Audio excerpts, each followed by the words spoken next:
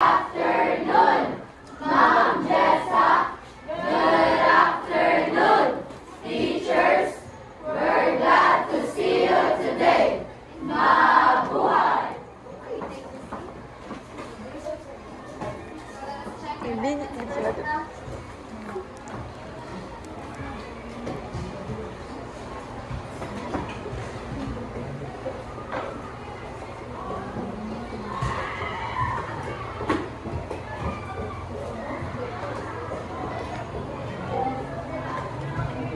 Aragon, Abeliana, Mapuli, Padilla, Bastasa, Pokenya, Casas, Medalye, Pipito, Alcaraz, Asis, Valbuena, Baring, Patulan, Norjan Marie, Pagolan May, Nabigting, Cubero, De La Cruz, Demeterio, Tang, Garcia, Inong, Malinaw, Anyago, Juania, Ayot, Sabilino, Auco, Villafranca, Leones. So now we are going to come to another topic. But first, let us have an activity.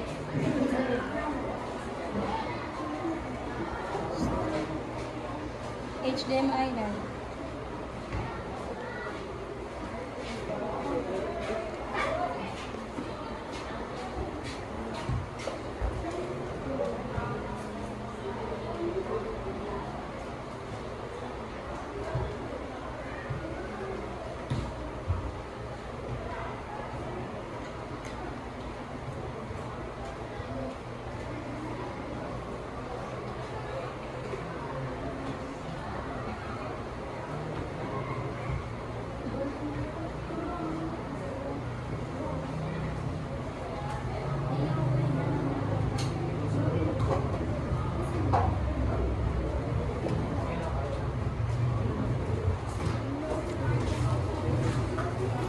So now we are about to discuss another topic. So let us have our activity first. So this activity is called So direction. Identify what is in the picture, which is jumble word. So if you want to answer, raise your hand. Okay. First. Yes, please. Walking. So let's see if your answer is correct. Correct. It's walking. Next. Who wants to answer? Yes, please. Yoga. So let's see if the answer is correct. Correct. So next. Yes, boy. Running. Okay, let's see. Correct. So our topic for today is all about walking and running program, specifically introduction to walking. So here is our learning objectives. Kindly read, everyone. At the end of the lesson, the students will be able to assess physical activities, exercises, eating habits, engage in moderate to rigorous physical activities for at least 60 minutes a day in and out of school. So before we go to our topic, let us have another activity, which is sing and do beat. So you are going to group yourselves into 3, and each group should participate and perform the following. So for group 1, walking, group 2, running, and group 3, jogging. So start counting first.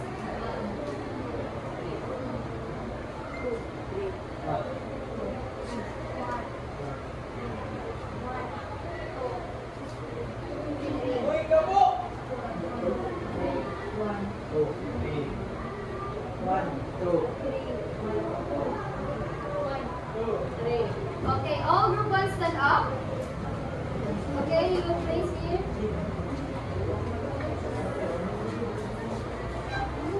Group 2 stand up. Here mo sa here at group 3 at the back.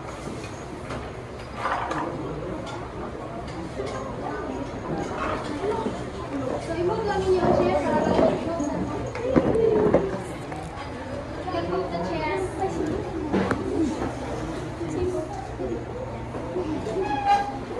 Okay, nagets sa instruction for group 1, you are going to perform walking. Group 2, running.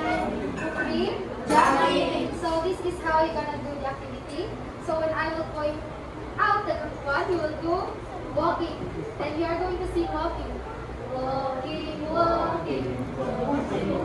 Group 2. Running, running, running. Group 3. Jogging, jogging, jogging, jogging. Okay, let us now start. 1, 2, 3, go. Group 3.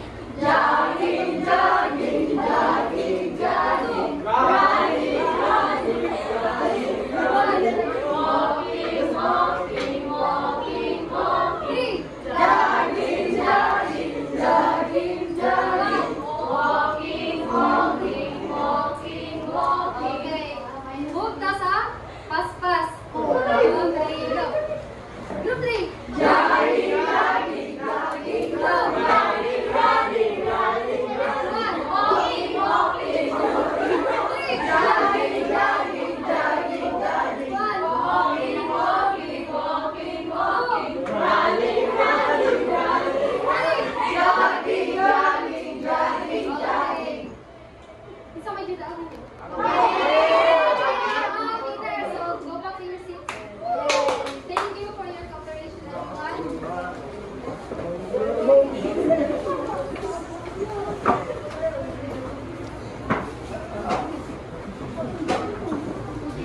Okay, so after being engaged with the activity, what do you feel? Energized. Okay. So our topic for today is all about walking. So what is walking? Kindly read everyone. It's a form of locomotion that involves moving forward by placing one foot in front of the other, alternating between 2 feet. So familiar naman ta sa walking, di ba? So walking, it is a form of locomotion in which ang one foot i-move na to forward or in front, alternating the other foot. So do you consider walking as exercise? Yes. Isa may nag-iunog, yes. Why?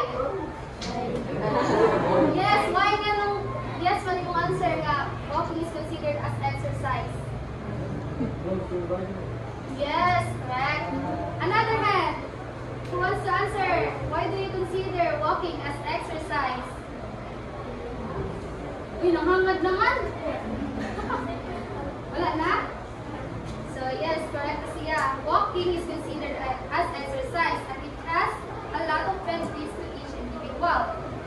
So can you read the next bullet? Study in 2014 found that people who are suffering from chronic diseases such as heart disease, diabetes, breast cancer, and the like were half as likely to die during a 1-year period, when they often engage in walking compared to those who rarely hit the streets. So according to that study, no, nadamo kuno ang mga tao nga natabangan tungod aning walking. So there are some diseases that are prevented because of walking. So maka-extend kuno ang lifespan kung mag-engage ta og walking. Gets ra? Pati ra ko sa luyo? Next. Thank you, Dean. Walking is generally considered as moderate physical activity, but it is effective in promoting metabolic fitness and overall health.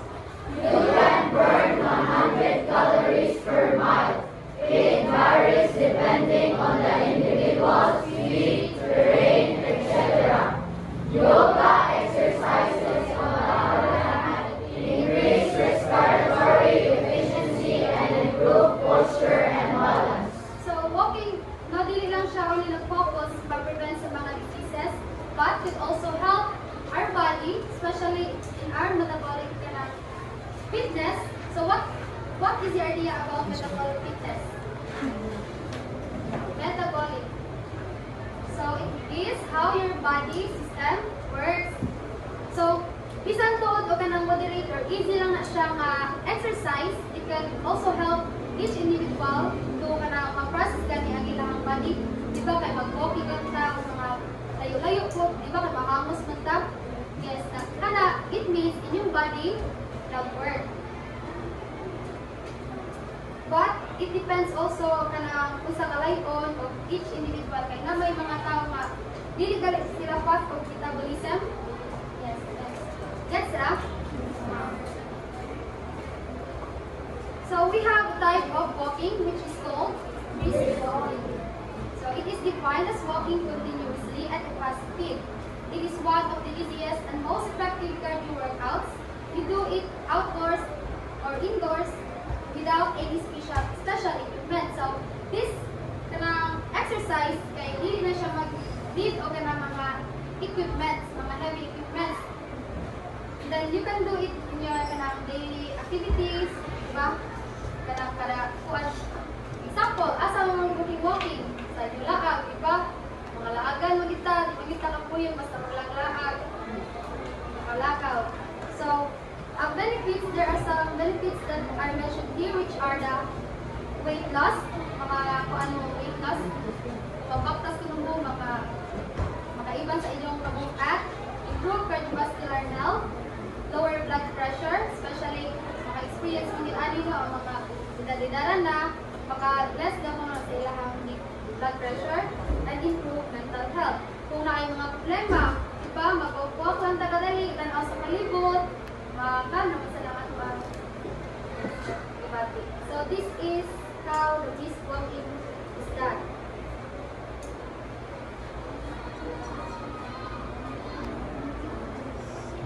Next.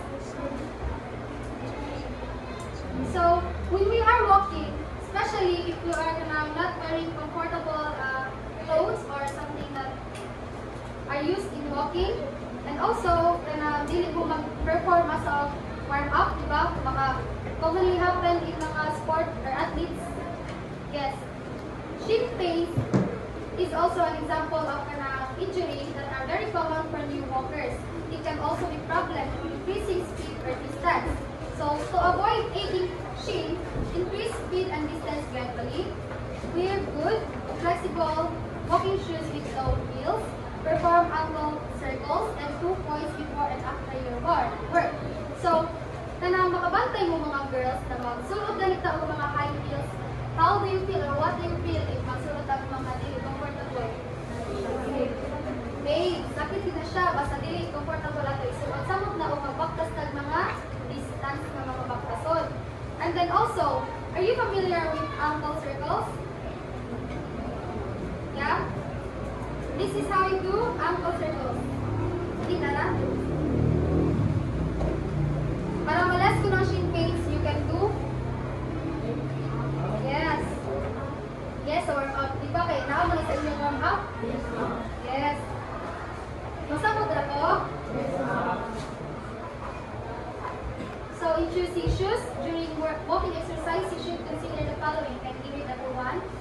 Low heels, flexible sole, lightweight and breathable fabric, great fit. Okay, as I mentioned earlier, you should wear proper attire or inyong mga suot na in which maka-feel mo comfortable, dilibukan sa inyo, low heels, kanang mga flat lang ang mga shoes, flexible sole, kanang dili kanang bukat kanang mga rubber ba na or kanang sa bukat ninyo mga sapatos para dili sad ko kang feel of pain. Lightweight and breathable fabric niyo ha. So sa upper and lower, mga fan lang breathable. So, can you read everyone?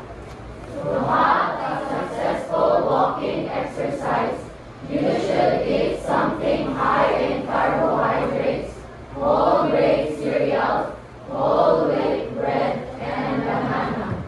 Avoid fatty and heavy meals that might upset your stomach. You should also bring water to drink during and after the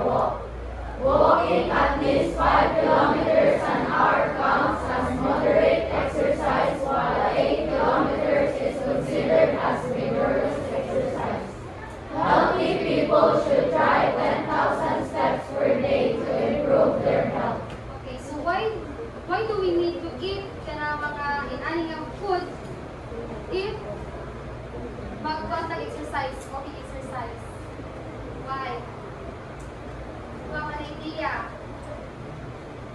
Yes?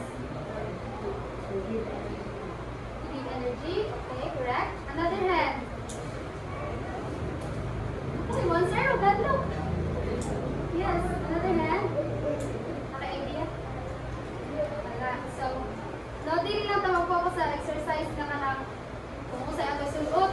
Dapat, i-maintain sa nato ang atong eating habits na mga healthy dapat ang mga pagkaon na atong kaunon kay dili moderate lang yan siya ang walking exercise, dili dahil siya ang effect samot na og magkaon-kaon ng mga heavy meals, especially ka ng mga Jollibee ninyo, McDo, milk-tea, diba? Yun ato mga hilig. So, maka-effect na sa ato alawas, dili mo effect ang atong exercise if mag-intake ka og mga foods na more and fats and heavy meals. Gets ra? So, here are some benefits. So, can you do that one? Health and weight management is accessible to everyone, doesn't require special equipment. One of the easiest ways to get more active, reduces symptoms of depression and anxiety. A low-impact exercise lowers low-density lipoprotein, LDL cholesterol, the bad cholesterol, raises high-density lipoprotein, HDL cholesterol, the good cholesterol, lowers blood pressure, reduces the risk of some cancers. Okay. Okay na na, pero same na sila sa kalalitan. So here is an example of walking as an exercise program siya. Walking program. If ganahan mo nagalit mo yung goal na fit, pwede niya siya ninyo magamit sa example kaning nakita niyo siya sa week 1. Mag-walk at 5 minutes. Inyong target kay 5 minutes lang walk na bis lang pas-pas na baktas. Then pag total ng time, ano lang yung total time na maka-help mo na siya o na sa inyo maging metabolic. Yes, kung gusto mo mailisan, dili ka ni Kuya inyong lawas.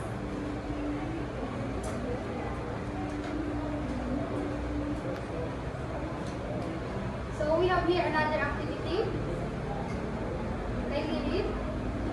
Group yourselves into 5 groups.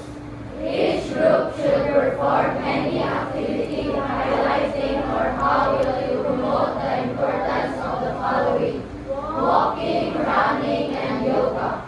You can do dancing, jingle, role play, and etc.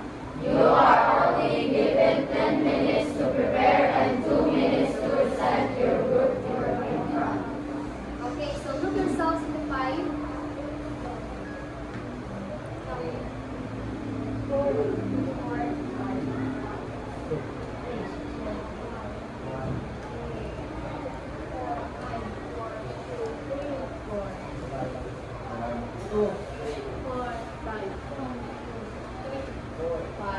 Nakagan sa direction. Each group should perform na nag-highlight siya sa pag-promote sa importance of following: walking, running, and yoga. So, you can do any activities ha. Basta kay nagaan lang tamo 2 minutes para ma-present ang inyong output. Now, go to your group.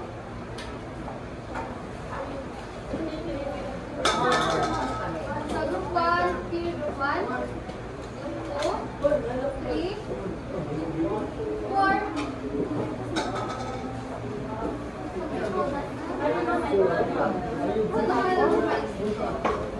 So, form circle. Or you can do anything basta ma-perform na ninyo. You have 10 minutes ha to do the activity. Now, go to your group. 1, 2. Are you now with your group? Yes, ma'am. Okay, start.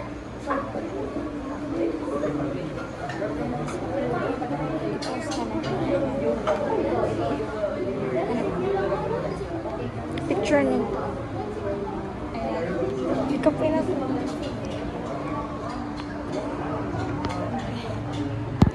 Hindi,